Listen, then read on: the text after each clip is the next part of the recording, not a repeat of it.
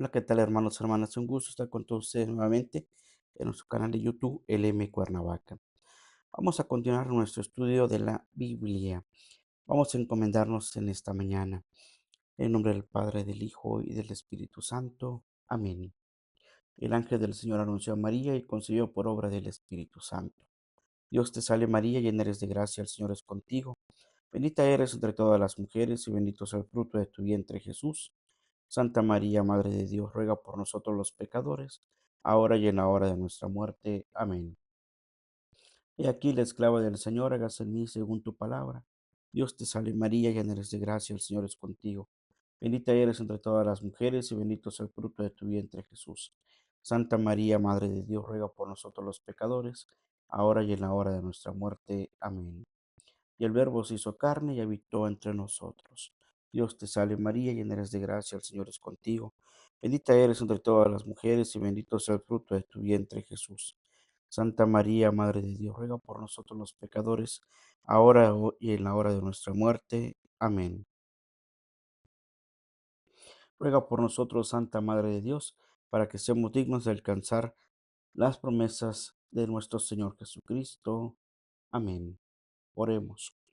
Te suplicamos, Señor, que derrames tu gracia en nuestras almas, para que los que por anuncio del ángel hemos conocido la encarnación de tu Hijo Jesucristo, por su pasión y cruz, seamos llevados a la gloria de la resurrección.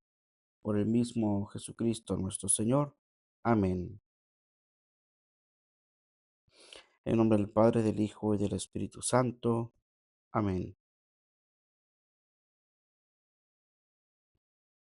Muy bien, hermanos, pues vamos a continuar entonces con nuestro estudio y vamos a irnos, eh, vamos a ir viendo las versiones antiguas,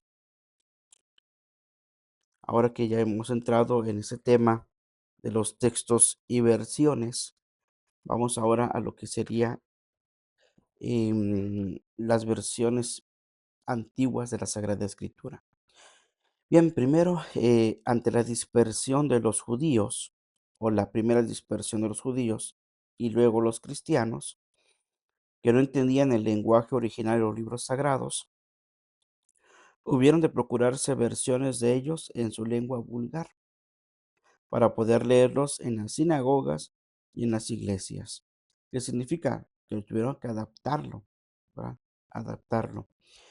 A los judíos de Alejandría se debe la primera y más antigua versión de la Biblia hebrea, hecha por varios autores entre los siglos tercero y primero antes de Cristo, en la versión llamada de los setentas.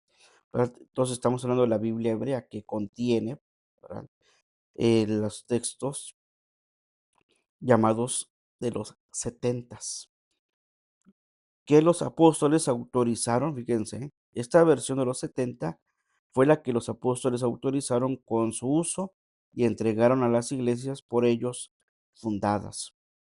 De esta versión griega, que era de los 70, por desconocer el hebreo, hicieron después versiones los latinos, los coptos y otros, mientras que los sirios, cuya lengua es afín del hebreo, hicieron directamente de esa lengua la versión a la suya. Bien, quiere decir que ya al principio, teniendo ya todavía no un canon bíblico como tal, pero ya teniendo algunos textos, ¿verdad?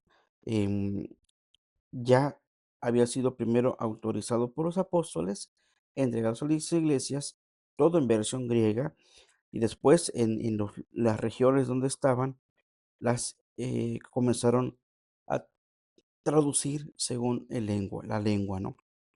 Por ejemplo, las versiones latinas, las versiones coptas, entre otras comunidades, y también la de los sirios, que el lenguaje era muy cercano o muy afín al hebreo.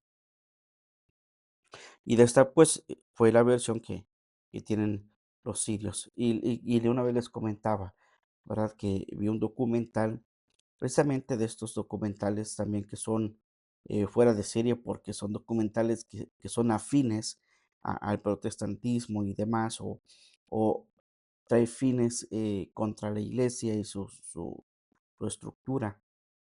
Pero en ese documental que vi, les comentaba la vez pasada, que se encontraron algunos textos de los evangelios en versión etíope, ¿verdad?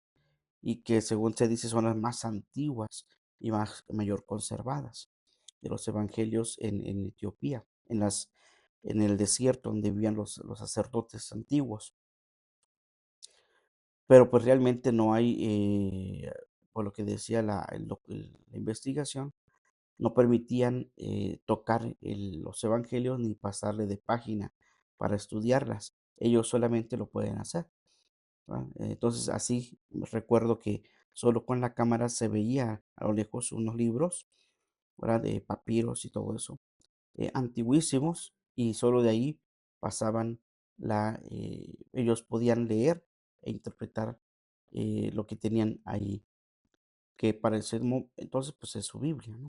Pero bueno, necesitaríamos buscar ese documental y compartirlo, pero ya tiene años, años que vi ese documental.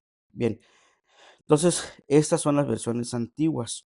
Ahora, a San Jerónimo, llamado por la iglesia Doctor Maximus in Interpretandia Sacris Scripturis, se debe un triple trabajo sobre ellas. Primeramente, corrigió la versión latina del Salterio, aquella que aquella de la Biblia de los 70 se corrigió la versión latina del Salterio según la edición griega corriente. ¿Qué significa esto según la edición griega corriente? La que se usaba, la que era común en ese momento, ¿sí?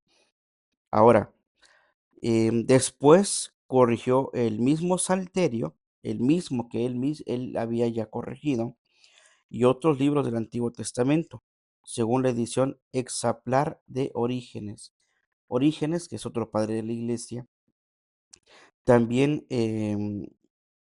tuvo una propia edición de la Biblia hebrea, de la Biblia de los setentas. Ahora, por último, tradujo también Jerónimo directamente del hebreo todos los libros del canon judío y del arameo, los libros de Tobías y Judith, ¿verdad? Entonces, ya hay un canon judío, pero el canon bíblico como tal, formado por los Antiguo y Nuevo Testamento con todo su conjunto de libros, solo se va a dar hasta el Concilio de Trento, como ya lo habíamos mencionado. Pero ya de antemano ya hay una versión que diga, ya hay un canon solo del Antiguo Testamento. Bien, y es Orígenes quien traduce directamente del hebreo todos los libros del canon judío, canon judío y del arameo, más agregados Tobías y Judith. Algunos de estos trabajos no pasaron al uso público de las iglesias y solo se conservaron en poder de los eruditos. Nos está diciendo que hay algunas cosas que no fueron puestas a la escucha pública, ¿verdad? Al uso público de las iglesias, sino que se quedó conservada. Los demás fueron siendo poco a poco adoptados por las iglesias, aunque mezclados con lecciones de sus correcciones, lecciones de la primitiva versión latina y reteniendo otras de estas que San Jerónimo, con sus correcciones, había excluido. Entonces, fíjense, ya desde ese momento, también hay quienes ya, eh, así como que contradijeron lo que ya se había hecho, ¿no? No aceptaban lo que ya se había hecho, y aquí hay vestigios de esto, ¿no? Algunos dijeron, pues no, no nos interesa la corrección de Jerónimo, ni sus traducciones, nosotros nos quedamos con las versiones antiguas. Y seguramente habrá esas versiones antiguas en esas iglesias del mundo antiguo, o sea, las primeras comunidades cristianas o las primeras iglesias que se quedaron con esas versiones, ¿verdad? Puesto que en las bibliotecas mundiales más importantes, que es Egipto, en Londres, en Estados Unidos, me parece que en Jerusalén y en Alemania también, tienen manuscritos antiguos de la Sagrada Escritura. Bien, de estos elementos vino a formarse el texto de la actual Vulgata. Fíjense, de la Biblia de los 70 pasa ya a lo que es la Vulgata, que es hasta el Concilio de Trento, apoyándose no en un examen crítico de la versión, sino en el uso tradicional de la Iglesia, declaró auténtica. ¿Verdad? ¿Qué significa esto que acabamos de decir? La Biblia Vulgata, la que ha pasado por todo el periodo de la Iglesia hasta el Concilio de Trento, precisamente un poco después de Martín Lutero, se apoya para hacer no un examen crítico de la versión, ¿verdad? No hay un análisis crítico de la versión, sino que se que toman como fundamento, em, el desenvolvimiento del texto en la comunidad, en el uso tradicional por la iglesia en las comunidades, y que dan pie a que esa versión se declare auténtica por el uso del pueblo. ¿No? Entonces pasa por la tradición de la iglesia, lo declaran auténtico, mandado que nadie, bajo ningún pretexto, osara rechazarla en los actos públicos del magisterio ordinario de la iglesia como lecciones o predicaciones. Pues significa que el Concilio de Trento dice, la Vulgata es el texto auténtico, declarado, y hay de aquel, ¿verdad? Mandado, porque dice que fue mandado, que nadie y bajo ningún pretexto osara rechazar esta Vulgata. Bien, ahora, el cuadro trazado a continuación, como resumen, indica los elementos de que consta la Vulgata, cuya corrección, después de la verificada por Sixto V, el Papa Sixto V y el Papa León VIII, está actualmente encomendada a la orden benedictina. ¿Verdad? Bien, vamos a ver este cuadro trazado, ¿verdad? Por la iglesia, con los elementos que consta la Vulgata. ¿Qué elementos tenía la Vulgata en ese momento?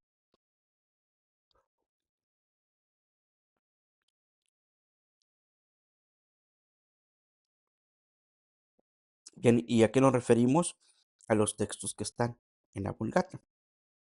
En el Antiguo Testamento, primer cuadro, están, inciso A, libros protocanónicos, que son los traducidos del hebreo por San Jerónimo, excepto el, inciso B, el Salterio, corregido por San Jerónimo según el texto exemplar.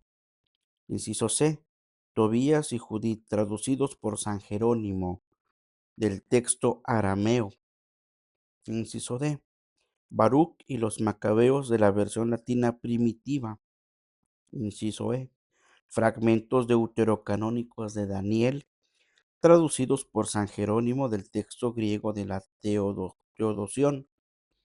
Inciso F, fragmentos deuterocanónicos de Esther, traducidos por San Jerónimo del texto griego de los setentas. Inciso G, sabiduría y eclesiástico, de la antigua latina ligeramente corregida por San Jerónimo según el texto griego. Bien, y pasamos al Nuevo Testamento, al segundo cuadro. Inciso A, inciso A, evangelios corregidos directamente por San Jerónimo, según el texto griego. Inciso B, los demás libros corregidos probablemente por San Jerónimo, según el texto griego. Bien, entonces este es el origen, digamos, hay versiones antiguas, después viene el origen de la Vulgata latina, para la Biblia después de la de los setentas, viene la Biblia Vulgata, con esto que San Jerónimo pues hizo. Ese fue su, digamos, su aportación a la Sagrada Escritura. Y como dijimos, el Concilio de Trento unifica y autentifica lo que es la Sagrada Escritura como tal, ya como un canon, de tanto canon del Antiguo Testamento como el canon del Nuevo Testamento. Ujú. Ahora, vamos a la autenticidad de la Vulgata. ¿Por qué necesitamos hablar de los setentas y de la Vulgata? Porque estos son el fundamento de lo que tenemos hoy en la Sagrada Escritura. Y bien, respecto a la autenticidad de la Vulgata, más que decir nada por nuestra cuenta, preferimos reproducir lo que respecto de ella dijo su santidad el Papa Pío XII en su encíclica Divino Aflante Espíritu. Vamos a leer un fragmento de lo que dice el Papa acerca de la autenticidad de la Vulgata. Estamos hablando del Papa Pío XII. Dice, nadie piense que el uso de los textos primitivos, hechos según las normas de la crítica, se opone en modo alguno a lo que sabiamente decretó el Concilio Tridentino acerca de la Vulgata latina, pues como lo atestigua la historia, los padres del concilio, lejos de oponerse al uso de los textos primitivos, expresamente rogaron al pontífice que en favor de las ovejas de Cristo encomendadas a su santidad, procurase también que, además de la edición de la Vulgata Latina, tuviese la Santa Iglesia de Dios un ejemplar griego y uno hebreo, lo más correctos posible. Deseo al que, si por difícil de los tiempos y por otros impedimentos no se pudo responder plenamente al presente, como esperamos, unidos los esfuerzos de todos los católicos doctos, podrá satisfacer más perfectamente, más perfecta y plenamente.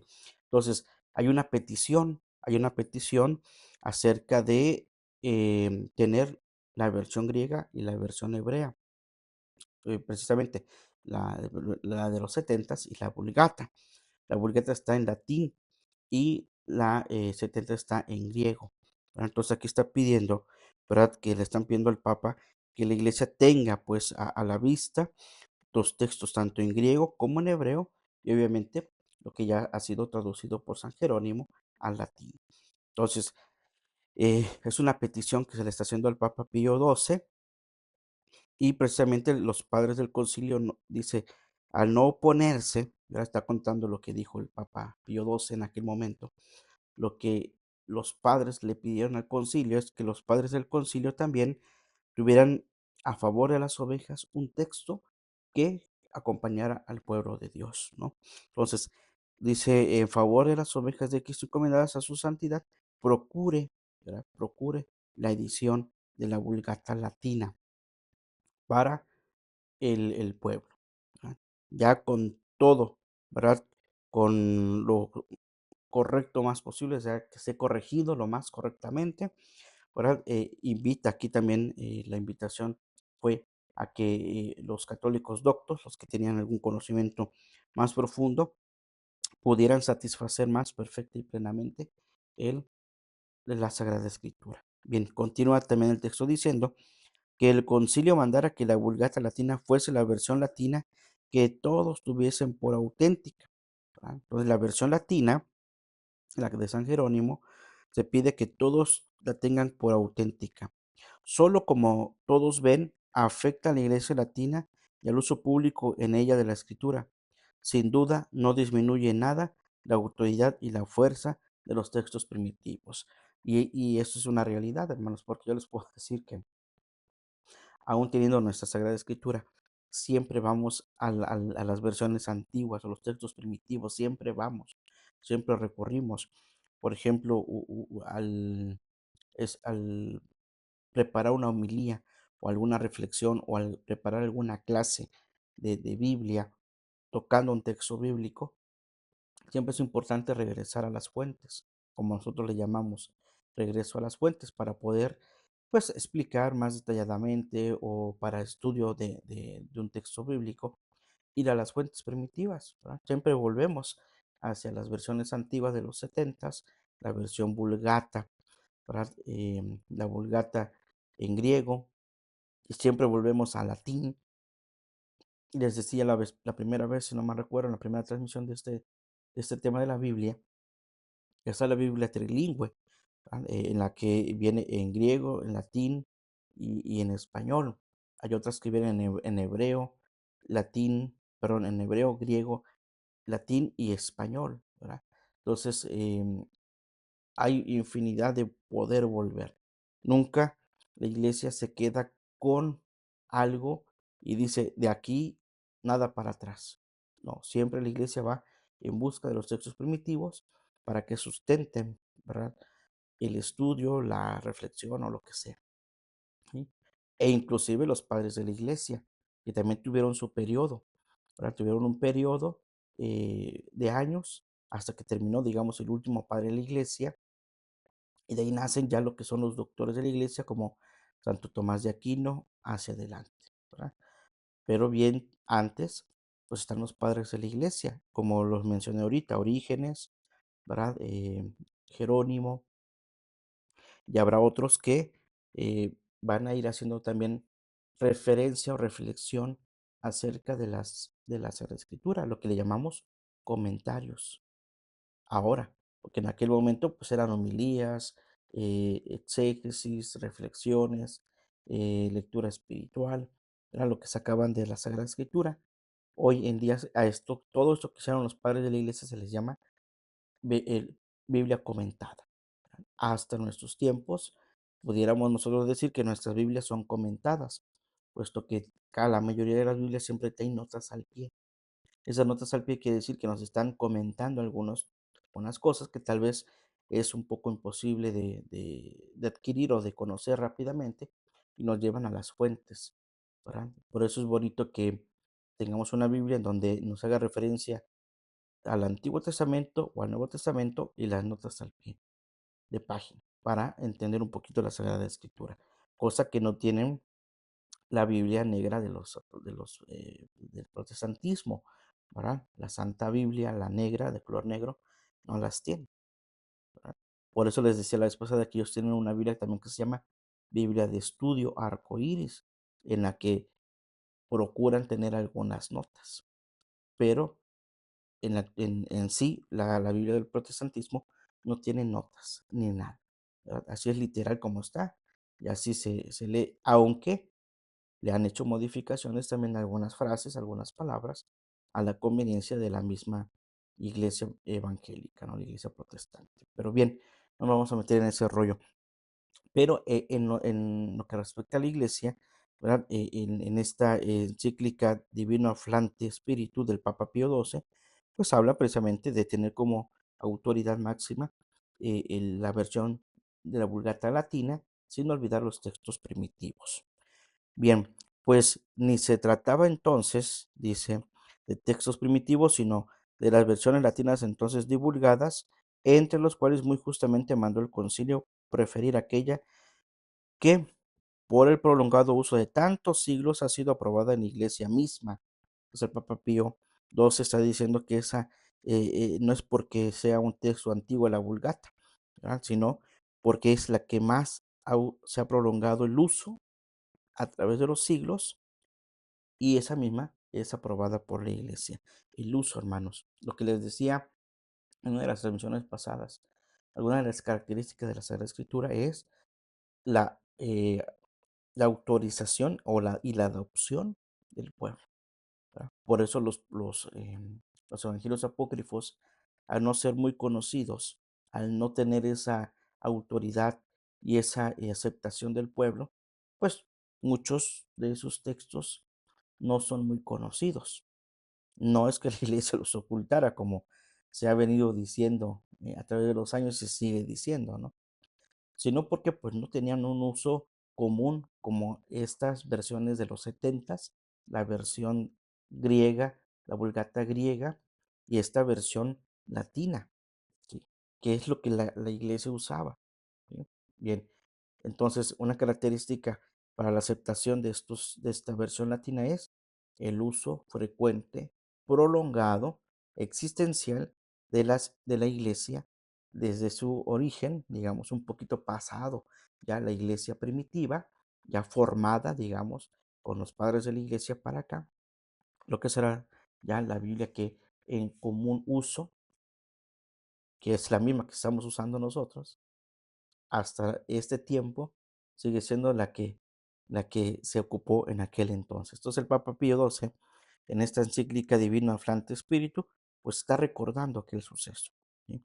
Dice, por tanto, esta superior autoridad de la Vulgata, o como suele decirse, autenticidad, no la fundó el concilio por razones principalmente críticas, sino más bien en el legítimo uso de la Iglesia por el decurso de tantos siglos, que demuestra que está inmune de todo error en las cosas de fe y costumbres, y de modo que puede ser aducida con el testimonio y la confirmación de la misma Iglesia, seguramente sin temor alguno a errar, y por tanto esta autenticidad no se dice principalmente crítica, sino más bien jurídica.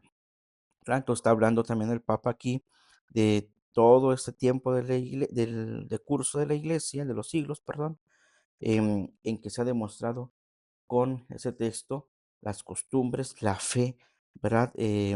La tradición de la Iglesia. Ahí está contenida. ¿Verdad? Bien, después sigue el texto diciendo, por lo cual esa autoridad de la Vulgata en las cosas doctrinales no prohíbe, sino más bien hoy casi exige que esta misma doctrina se compruebe y confirme también con los textos primitivos, y que a esos mismos textos se acuda para que cada vez más se aclare y explane la significación de las sagradas letras. Entonces, vuelvo a repetir, hay que volver también a las antiguas textos para dar comprobación y confirmar, ¿verdad?, lo que está contenido en las sagradas letras, como le llama aquí, la Sagrada Escritura. Yo digo que es muy valioso, pues, hay cosas que a la primera vista, la primera cosa que leemos, las es cuestión de que, eh, bueno, yo he visto muchos videos de hermanos separados dando en sus congregaciones, en sus reuniones, y toman literalmente el texto como algo así, eh, ¿cómo le llaman? Pues, fundamentalistas. Entonces, el texto dice esto, y lo hacen a su modo, ¿eh? Pero es muy, muy raro, y yo lo he notado en algunos videos, que vayan a las fuentes, ¿verdad? Entonces, casi siempre el evangelismo o el protestantismo se va por lo que dice la Escritura, más no yendo a lo que las versiones antiguas decían, la Biblia de los setentas y la Biblia griega. Entonces, es muy difícil, que en un video de estos hermanos protestantes te lleven a las fuentes y te expliquen por qué, por qué la escritura dice esto, y cómo lo vivía la primera comunidad, cómo lo vivían los padres de la iglesia, ¿verdad?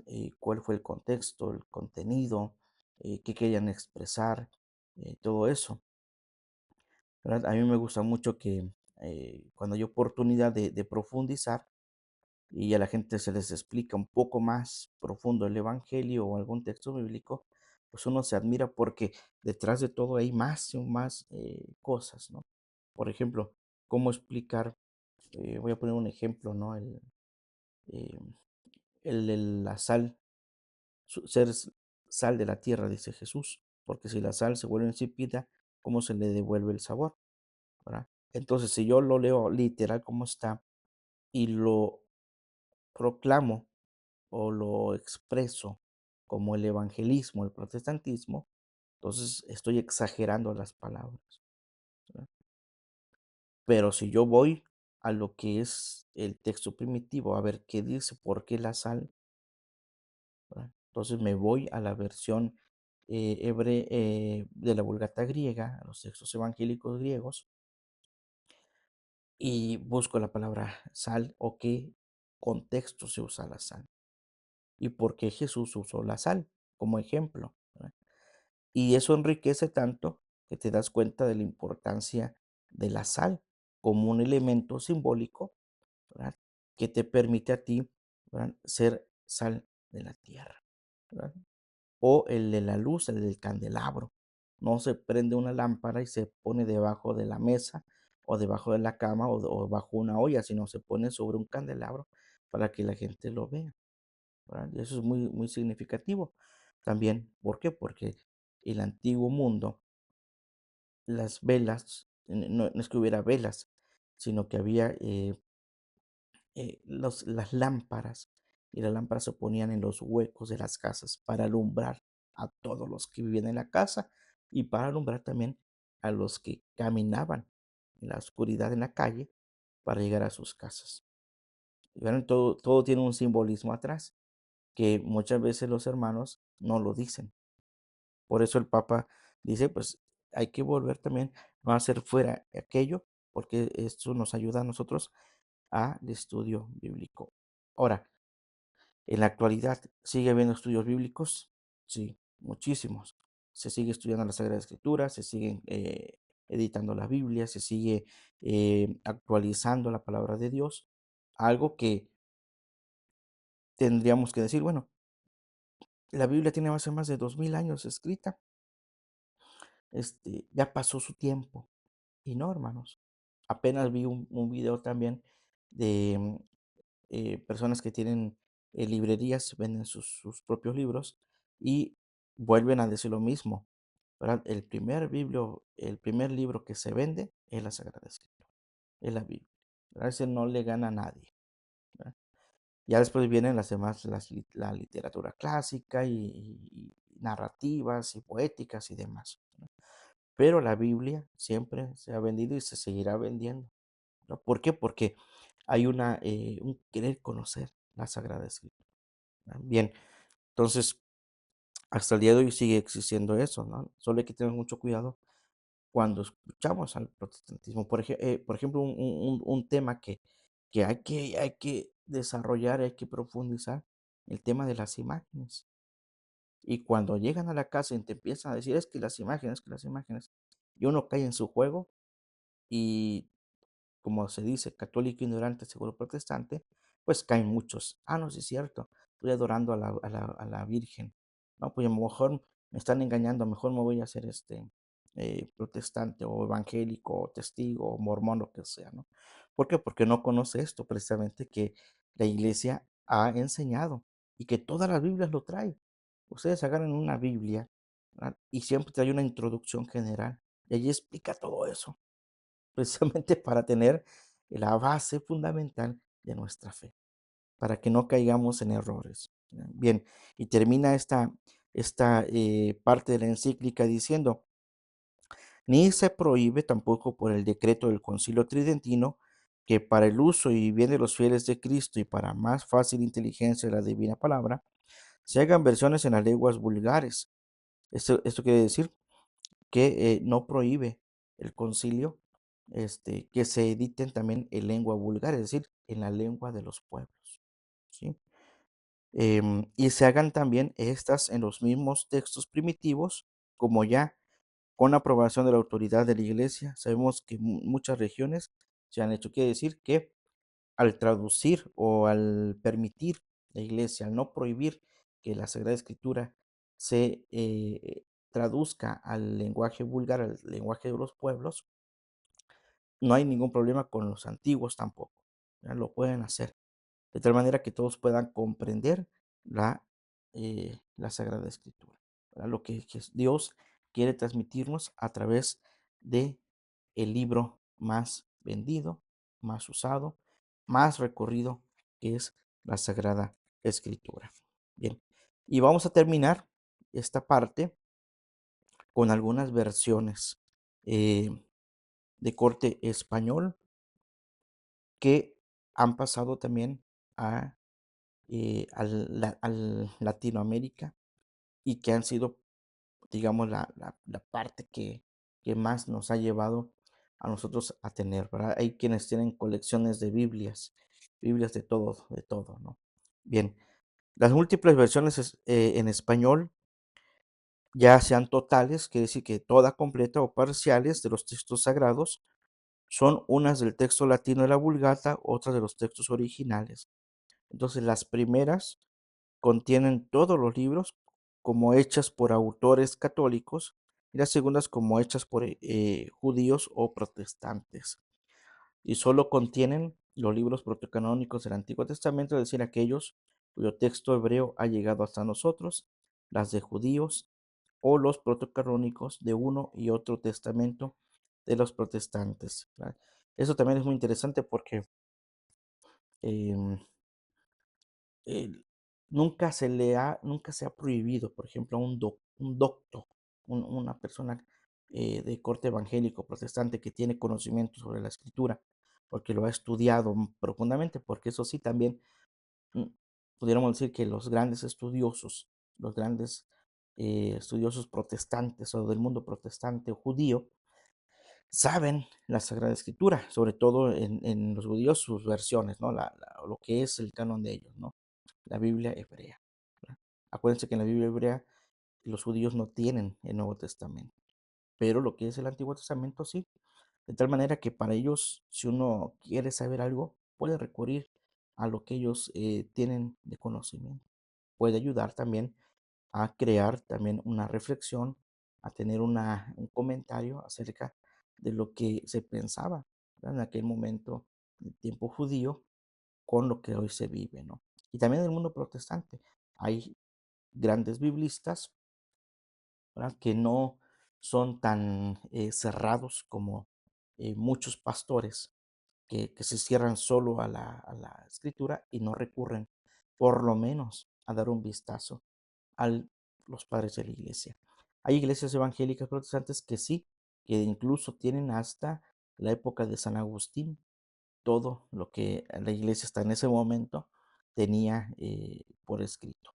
Ya de San Agustín para adelante ya no, pero todavía hay alguna teología protestante que tienen hasta San Agustín, ¿verdad? Y puede ayudar también, ¿verdad? No es que sean malos o que no eh, quieran adecuarse a esto, sino que pues también tienen sus cosas interesantes. Bien, ahora está el primero, dice en su crónica general Alfonso X, el sabio, Alfonso X, incluyó la traducción de casi toda la escritura hecha de latín que se llamaba la Biblia Alfonsina. Dos, en los siglos XIV y XV, los judíos hicieron hasta 6 versiones de la Biblia, la principal de las cuales, la única impresa es la llamada Biblia de Alba, editada en Madrid en 1920, imprenta artística.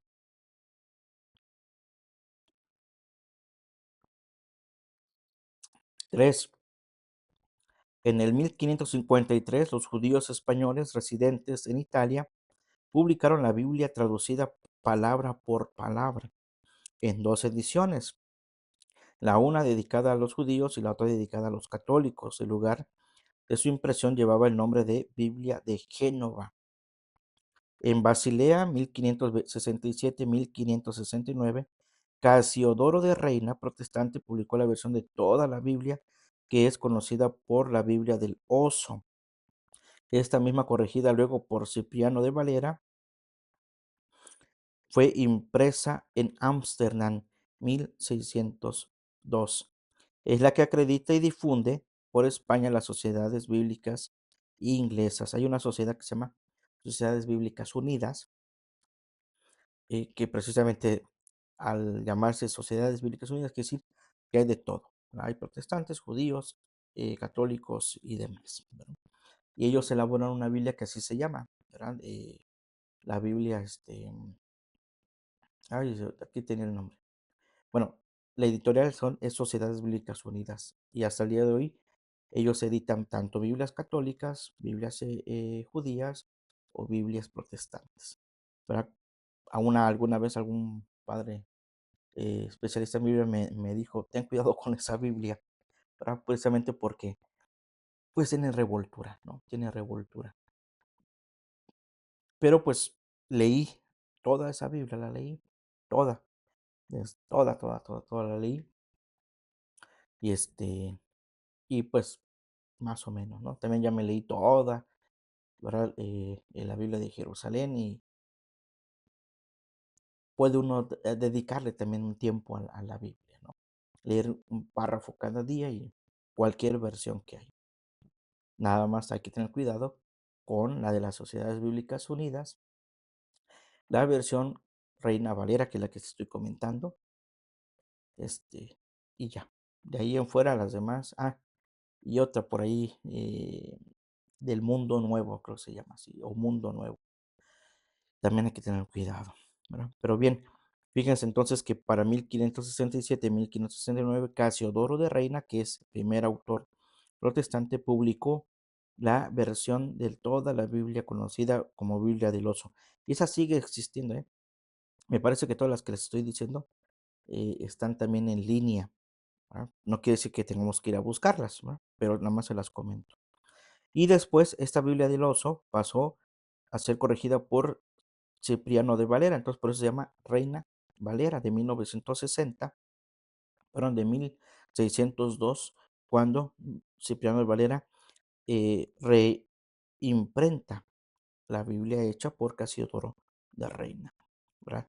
Bien, modificada también, pues 5, modificada la legislación eclesiástica que desde el siglo XVI prohibía la lectura y por consiguiente la impresión de los libros santos en lengua vulgar, publicó el padre Felipe Sio Escolapio la traducción española hecha de latín, Valencia, 1791-1793.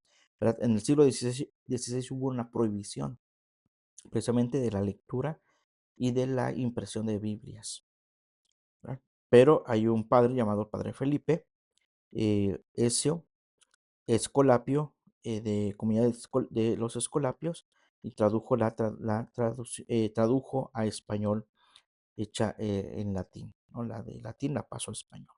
Sexto, don Félix Torres Amat, canónigo entonces de Barcelona, dio a luz otra nueva versión de la Vulgata Latina, hoy muy difundida en Madrid, 1823-1825. Parece ser que la preparación de su trabajo del señor Torres Amat utilizó una traducción del padre José Miguel Petisco, sacerdote jesuita. Esta fue, fuera de estas versiones generales, ya del Antiguo Testamento hebreo, ya de la Biblia toda, abundan las traducciones y ediciones de libros particulares o de grupos de libros de uno u otro testamento. No hay, pues, traducción alguna castellana total hecha directamente de los textos originales. Las totales son versiones de la Vulgata, las hechas sobre los textos originales no comprenden los libros deuterocanónicos que ni judíos ni protestantes admiten. ¿Verdad? Estos son los que tradujo San Jerónimo. Al dar a la pública luz esta nueva versión castellana directa y completa de las Sagradas Escrituras, llenamos un vacío de tiempo, ha sentido en nuestro, se ha llenado un vacío de tiempo.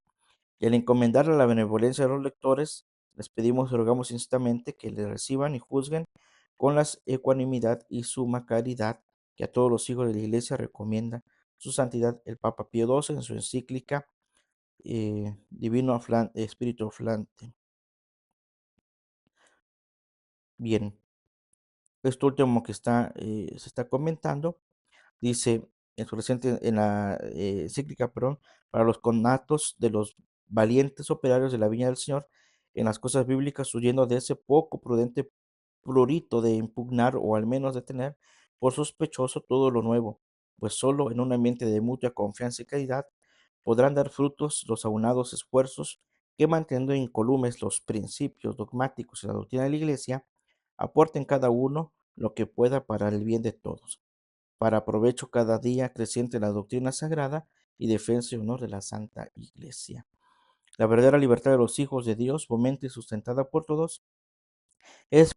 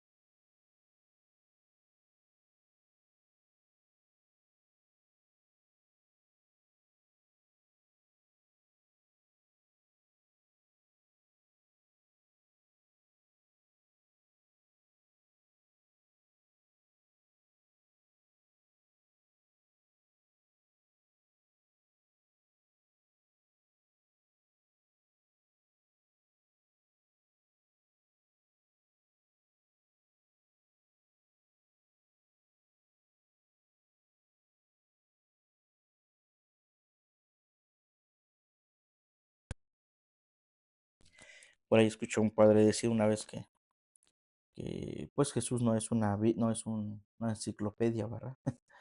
Pero, vale la pena también tener por ahí, enciclopedias, porque abren también el mundo, la visión del mundo, ¿verdad? Bien, pues, si Dios nos los permite, nos veremos en la siguiente transmisión.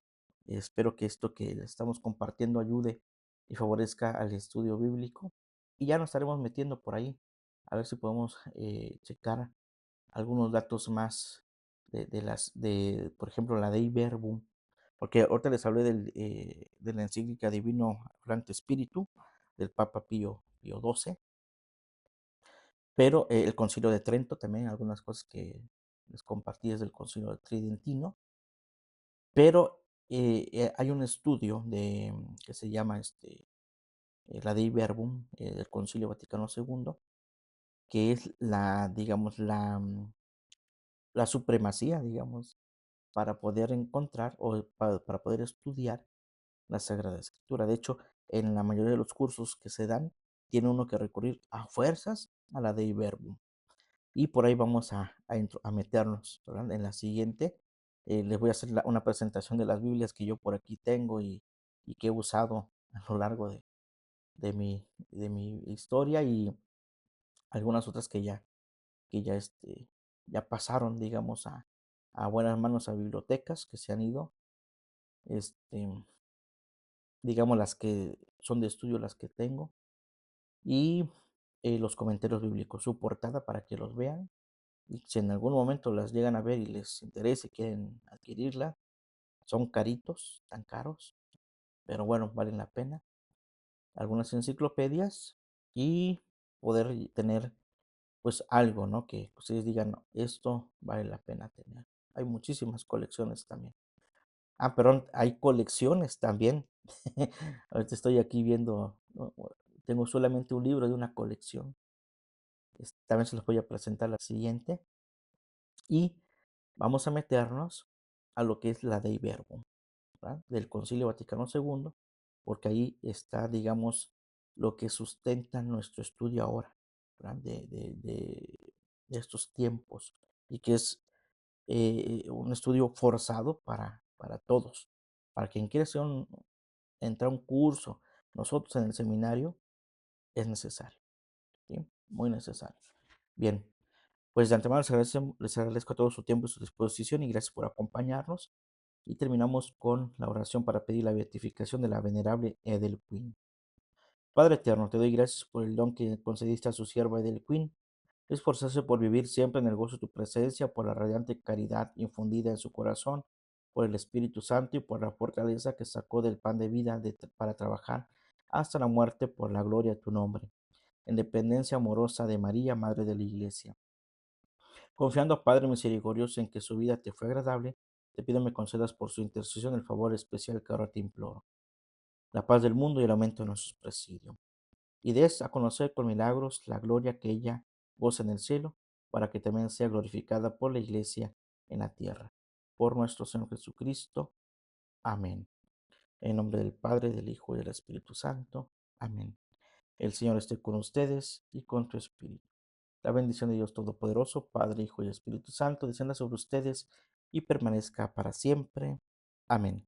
A Jesús por María. Ave María. Secula seculorum. Amén.